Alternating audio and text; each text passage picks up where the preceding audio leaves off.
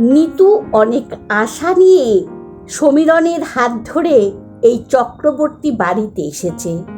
নিতু জানে ওকে মেনে নেওয়া এই ব্রাহ্মণ বাড়িতে সম্ভব নয়, তবু সমীরণের প্রেম ভালোবাসাকে প্রত্যাখ্যান করতে পারেনি। সমীরণের আশ্বাসের উপর ভরসা করে নিতু ওর হাত ধরে। সমীরণ আশ্বাস দিয়েছে কেউ না মেনে নিক, ওর মা শান্তাদেবী নিশ্চয় ওকে মেনে নেবেন এবং সবার বিরুদ্ধে গিয়ে নিতুকে বরণ করে ঘরে তুলবেন।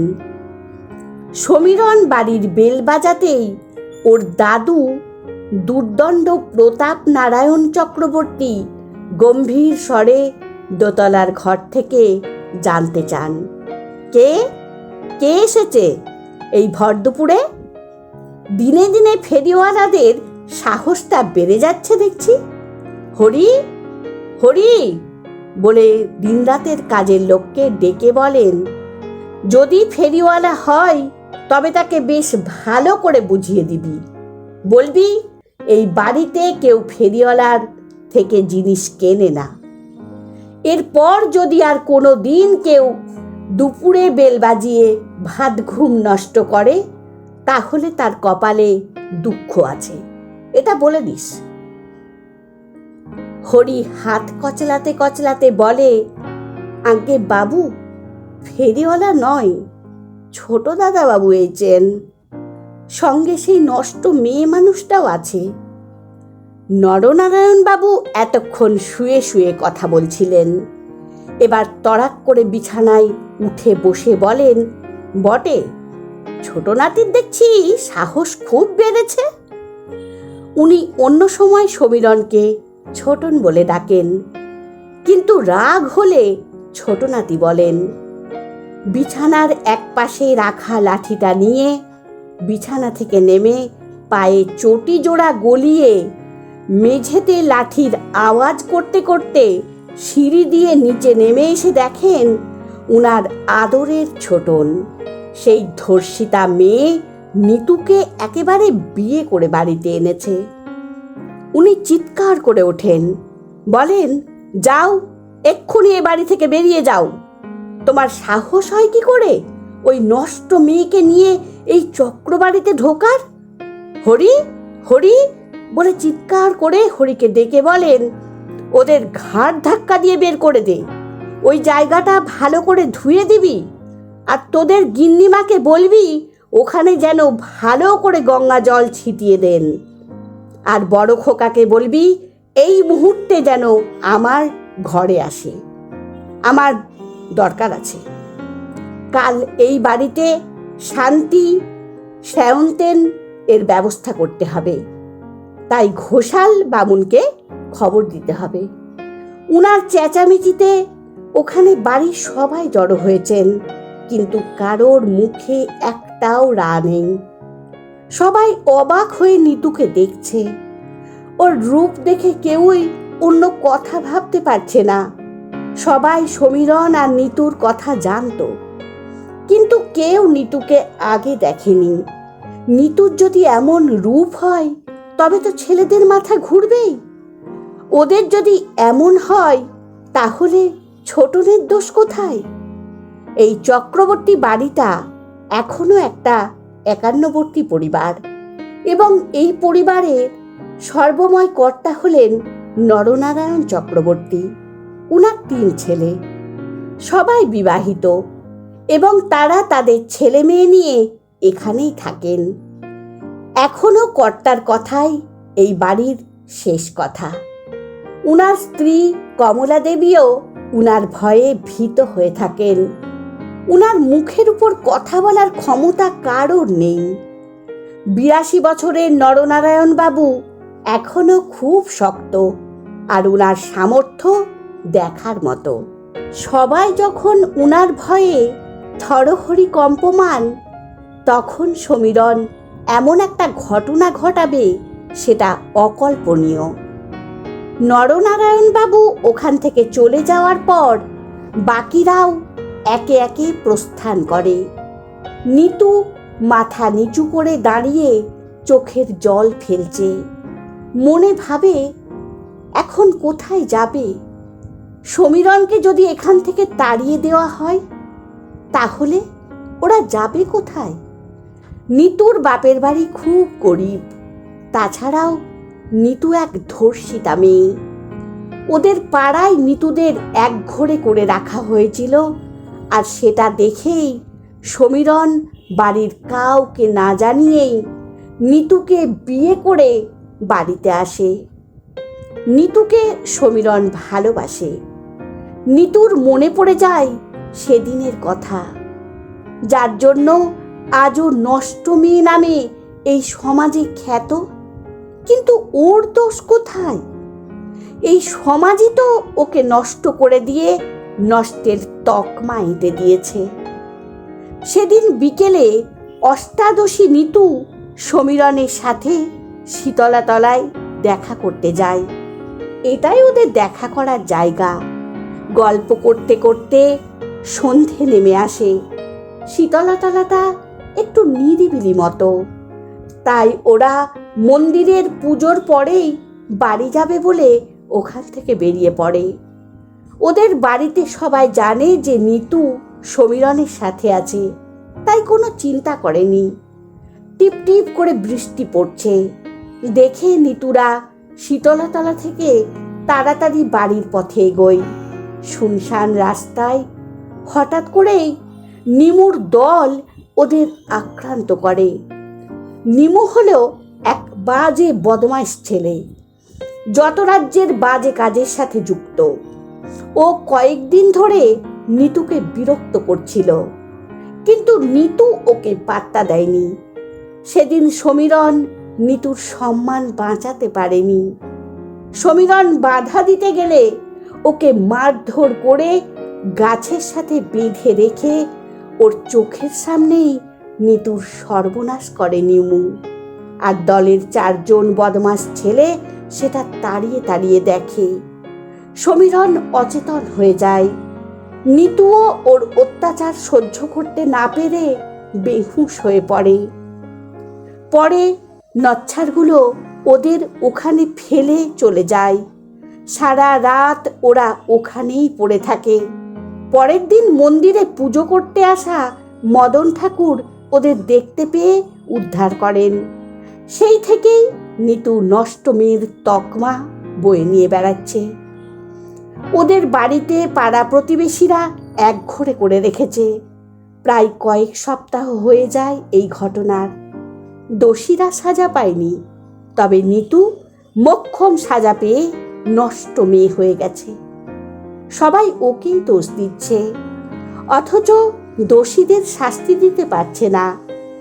নিতু লজ্জায় আত্মহত্যা করতে গিয়েছিল। সমীরণ তাই নিতুর ভার নিজের কাঁধে তুলে নিয়ে মন্দিরে গিয়ে সিঁদুর পরিয়ে দিয়ে বিয়ে করে নেয়। সমীরণ এখনো আশা নিয়ে দাঁড়িয়ে আছে মায়ের ঘরের দিকে তাকিয়ে। ঘটনাস্থলে সবাই এলেও সমীরণের মা কিন্তু আসেননি। সমীরণের দাদুর কথা মতো হরি এক বালতি জল নিয়ে দাঁড়িয়ে আছে। ওরা চলে গেলেই জল ঢেলে জায়গাটা ধুয়ে দেবে। গলায় ঝোলানো গামছা দিয়ে হরি ক্ষণে ক্ষণে চোখের জল মুছছে, মুখে একটাও কথা নেই। অনেকক্ষণ মায়ের জন্য অপেক্ষা করে সমীরণ যখন নিতুর হাত ধরে বাড়ি থেকে বেরিয়ে যেতে উদ্যত হয়, তখন শান্তা বলে, দাঁড়িয়ে যাও ছোটন, তুমি তো হেরে যাওয়ার ছেলে নও। তোমার শরীরে যে আমার রক্ত বইছে, তবে তুমি কেন নিজের অধিকার ছেড়ে চলে যাচ্ছ? আমাকেও একদিন এই বাড়িতে যুদ্ধ করে প্রবেশ করতে হয়েছিল, আর এখনো প্রতিনিয়ত সংগ্রাম করে যেতে হচ্ছে এই সংসারের সাথে, নিজের মনের সাথে। এই যে সাংঘাতিক দহন জ্বালা, যে জলে সেই জানে। এসব কিছু নিতু না জানলেও তোমার তো অজানা নয়। আসলে শান্তা অন্য জাতের মেয়ে ছিল বলে নরনারায়ণ বাবু উনাকে বউ হিসেবে মেনে নিতে চাননি। বাড়ির এক কোণে উনার ঠাঁই হয়। পরে নিজের দক্ষতায় এই বাড়ির বউয়ের সম্মান ফিরে পান। তবে এখনো শ্বশুরমশাই কথা শোনাতে ভোলেন না। সমীরণ নিতুকে নিয়ে দাঁড়িয়ে পড়ে। দেখে ওর মায়ের এক হাতে বরণডালা আর অন্য হাতে শাঁখ। শান্তা ভালো করেই জানে এখানে শাঁখ বা উলু দেওয়ার কাউকে পাবে না। আছে সবাই, কিন্তু কেউ নরনারায়ণ বাবুর কথাকে উপেক্ষা করে শান্তার কথায় সায় দেবে না। তাই বরণের সমস্ত জিনিস নিয়ে আসে ঠাকুরঘর থেকে। মাথায় ঘোমটা দিয়ে দুই ঠোঁটের মাঝে কাপড়টা দেন। ঠোঁট দিয়ে কাপড় চেপে ধরে ওদের বরণ করেন। পরে বরণডালা একপাশে রেখে শাঁখ বাজিয়ে উলু দিয়ে নিতুকে ঘরে তোলার তোড়জোড় করেন। উপরের বারান্দায় দাঁড়িয়ে নরনারায়ণ বাবু সব লক্ষ্য করছিলেন। যখন নিতুর হাত ধরে ঘরের মধ্যে নিয়ে যান, তখন উপর থেকে উনি হুঙ্কার ছাড়েন, খবরদার বৌমা, এরকম অনর্থ করো না কিন্তু। তাহলে? শান্তা বলেন, তাহলে কি বলুন? বলুন তাহলে কি? তাড়িয়ে দেবেন আমাকে? পারবেন তো? আজ যদি নিতু আপনার নিজের মেয়ে বা নাতনি হতো, তাহলে কি তাকে তাড়িয়ে দিতেন, নাকি নিজের পরিবারের লোক নয় বলে অস্বীকার করতেন? আপনি ভালো করেই জানেন সেদিনের সব ঘটনাটা। বলতে পারেন ওই মেয়েটার দোষ কোথায়? ও গরিব বলে ওর দোষটাকে ধামাচাপা দিতে পারছে না, তাই ওকে নষ্ট মেয়ের তকমা নিতে হচ্ছে, তাই না? এই ঘটনাটা যদি সমীরণ নিতুকে বিয়ে করার পর ঘটত, তাহলে কি করতেন বাবা? নাতবউকে গঙ্গার জলে ধুয়ে শুদ্ধ করে নিতেন, নাকি ওকে তাড়িয়ে দিতেন? নরনারায়ণ বাবু বলেন, চুপ করো বৌমা, অনেকক্ষণ থেকে অনেক বড় বড় কথা বলছো শুনছি। সাহস তোমার বেড়ে গেছে দেখছি। বেশি বড় বড় কথা বললে কি করবেন বাবা? শান্তা বলেন, পারবেন না কিছু করতে। ওকে তাড়িয়ে দিলে যেমন আপনার সম্মান বাড়বে না, তেমন আবার ওকে মেনে নিলে আপনার সম্মানও কমবে না। বরং সবাই আপনার সাহসকে বাহবা দেবে। এই দহন জ্বালায় আমি অনেক জ্বলেছি, জানি এই দহনের কত কষ্ট। তাই ওকে আমি আমার ছেলের বউ করে ঘরে আমি তুলে নিলাম। আজ না হয় আপনার অবাধ্য হলাম। একবার তো আপনাকে বিশ্বাস করে ভরসা করে ঠকেছি বাবা, সেই ক্ষতি কি আর কোনো দিন পূরণ হবে? আজ আমার মেয়েটা আপনার ভুল সিদ্ধান্তের জন্য অকালে চলে গেল, কেবল আপনার ভুলের জন্য বাবা। ফিরিয়ে দিতে পারবেন আমার মেয়েকে? আমার মেয়ের কি দোষ ছিল বলুন তো? আসলে সমীরণের দিদি কাজল একজনকে ভালোবাসত, কিন্তু সে ভালো রোজগার করত না। সেটা নরনারায়ণ বাবু জানতে পেরে রাতারাতি কাজলের বিয়ের সম্বন্ধ করে বিয়ে দিয়ে দেন। বিয়ের পর জানা যায় সেই ছেলেটার আর একটা বউ আছে। সম্পত্তির লোভে কাজলকে বিয়ে করেছিল।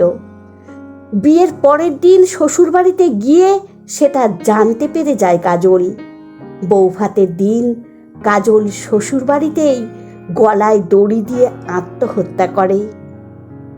শান্তা দেবী নিতু আর সমীরণকে নিয়ে ঘরের মধ্যে ঢুকে যেতে যেতে বলেন, আপনার জন্য আমি আমার মেয়েকে হারিয়েছি, কিন্তু পারবো না আমার ছেলেকে হারাতে। তাতে যদি এই বাড়ি ছাড়তে হয় তো রাজি। আপনি ঠিক করুন কি করবেন। এই বাড়ির সবাই আপনার ভুল সিদ্ধান্তগুলোকে মেনে নিয়েছেন সব সময়। আমি আজ আপনার ভুল ভেঙে দিয়ে ওদের ঘরে তুললাম। একজন কাউকে তো প্রতিবাদ করতেই হতো, তা না হলে আপনি তো আপনার অন্যায়গুলো করেই যেতেন, আর আমার মতো হয়তো অন্য কারোর কোল খালি হয়ে যেত। নরনারায়ণ বাবু চুপ হয়ে যান। নীরবতাই সম্মতির লক্ষণ। সেদিনের পর থেকে নরনারায়ণ বাবু কিছুটা হলেও দমে যান। এই বাড়ির সবাই তাতে বেশ শান্তি পেয়েছে বলেই মনে হয়। নিতু এই বাড়িতে একটু আড়ষ্ট হয়ে থাকত।